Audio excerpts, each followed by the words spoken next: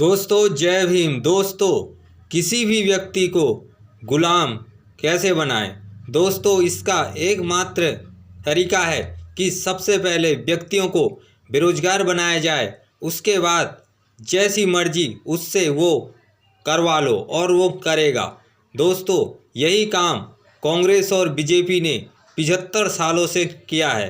75 सालों से लोगों को रोजगार नहीं दिए हैं और अब वे उनके कहने पे हिंदू मुस्लिम में लड़ाई कर रहे हैं और ना जाने क्या क्या बेफालतू के आंदोलन कर रहे हैं और लोगों को और ज़्यादा पागल बना रहे हैं। दोस्तों जैसा कि आप सभी लोग जानते हैं, जब मनुवादी लोग भारत में आए तो यहाँ के जो मूल निवासी थे उनको उन्होंने सबसे पहले धीरे धीरे बेरोजगार किया और उनका शिक्षा का अधिकार ख़त्म कर दिया और शिक्षा के अभाव में और रोजगार के अभाव में उनके आमदनी के अवसर ख़त्म हो गए और वे इनके गुलाम बन गए। और यही काम फिर मुगलों ने और अंग्रेज़ों ने भी किया। जो मुग़ल लोग थे और अंग्रेज़ लोग थे उन्होंने भी यहाँ के निवासियों को गुलाम बनाया। जो यहाँ के मनुवादी लोग थे, मनुवादी तो सिर्फ मुग़ल का और अंग्रेज़ का गुलाम था, लेकिन जो यहाँ के मूल निवासी लोग थे वे मुग़ल के साथ साथ मनुवादी का भी गुलाम था और अंग्रेज़ों का भी गुलाम था। इसके लिए हमारे ज्योतिबा फूले जी ने बहुत लड़ाई लड़ी और लेकिन उतना सुधार नहीं हो पाया। फिर बाबा साहब भीमराव अंबेडकर जी ने यहाँ के मूल निवासियों को मनुवादियों के कब्जे से आज़ाद करवाया और उनकी गुलामी को दूर करवाया।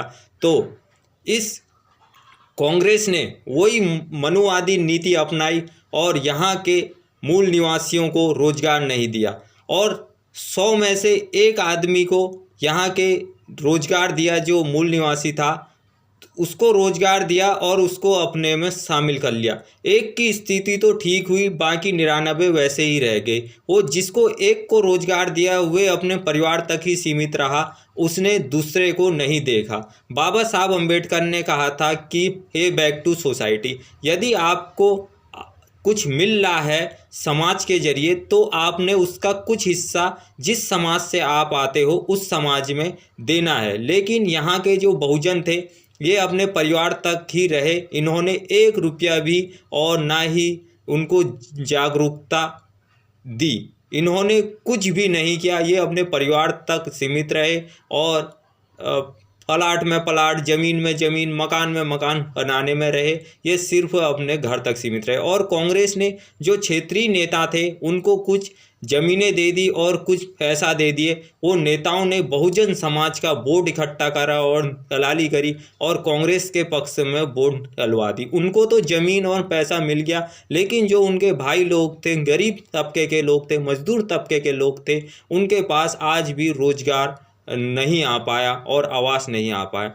और यही काम बीजेपी ने भी किया है। बहुजन समाज के जगह जगह दलाल बना दिए गए हैं। वे दलाल अपने समाज का वोट इकट्ठा करके इनको वोट दिलवाते हैं और फिर अपने ही समाज का खून चूसवाते हैं।